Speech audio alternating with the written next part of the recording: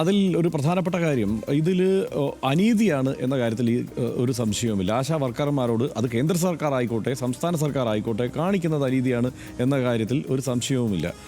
അങ്ങേയറ്റം ചൂഷണമാണ് ഈ പദ്ധതി ആസൂത്രണം ചെയ്തപ്പോൾ മുതൽ ഉള്ളത് എന്ന കാര്യത്തിൽ കാര്യത്തിലും നമുക്കൊരു സംശയം വേണ്ട.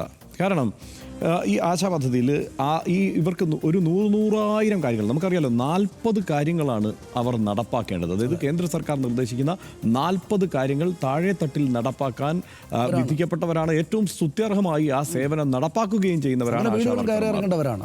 തീർച്ചയായും ഏറ്റവും അധികം അധ്വാന ഭാരമുള്ള ഒരു വിഭാഗമാണ് ആശാ വർക്കർമാർ. ഇവരുടെ ആവശ്യങ്ങൾ ചിലത് എന്തൊക്കെയാണ്? ഇവർക്ക് പ്രസവാവധി അനുവദിക്കണം എന്നുള്ള ആവശ്യം ഇതിനൊപ്പമുണ്ട്.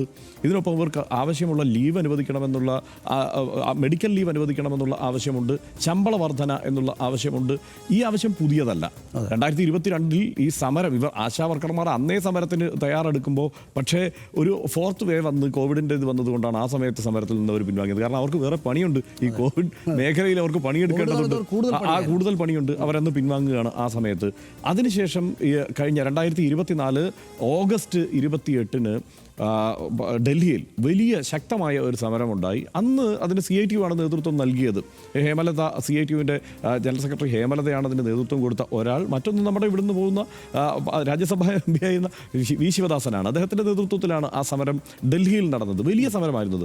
ഏറ്റവും കൂടുതൽ ഈ പുതിയ സമയത്ത് നമ്മൾ പരിശോധിച്ചാൽ ഇപ്പോൾ ഇത് കേരളത്തിൽ മാത്രം നടക്കുന്ന ഒരു സമരമാണ് എന്നുള്ള ഒരു ധാരണ മാധ്യമങ്ങൾ നമുക്ക് മുന്നിൽ വെക്കുന്നുണ്ട്. അത് തെറ്റാണ്. കാരണം കേരളത്തിൽ ഇന്ത്യയിലെ എല്ലാ സംസ്ഥാനങ്ങളിൽ തന്നെ സമരം നടന്നുകൊണ്ടിരിക്കുകയാണ്. അത് മാത്രമല്ല കേരളത്തിൽ കാണുന്ന പോലെയല്ല, ഇതിനേക്കാളൊക്കെ വലിയ പ്രക്ഷോഭം നടക്കുകയാണ്. അത് ആശാ വർക്കർമാർക്ക് നേരെയുള്ള ലാത്തി ചാർജും അവർക്കെതിരെയുള്ള കേസുകളും ഒക്കെ പല സംസ്ഥാനങ്ങളിലും ഇപ്പോൾ തെലങ്കാന പോലെയുള്ള സംസ്ഥാനങ്ങളിൽ ഉണ്ടായിക്കഴിഞ്ഞു.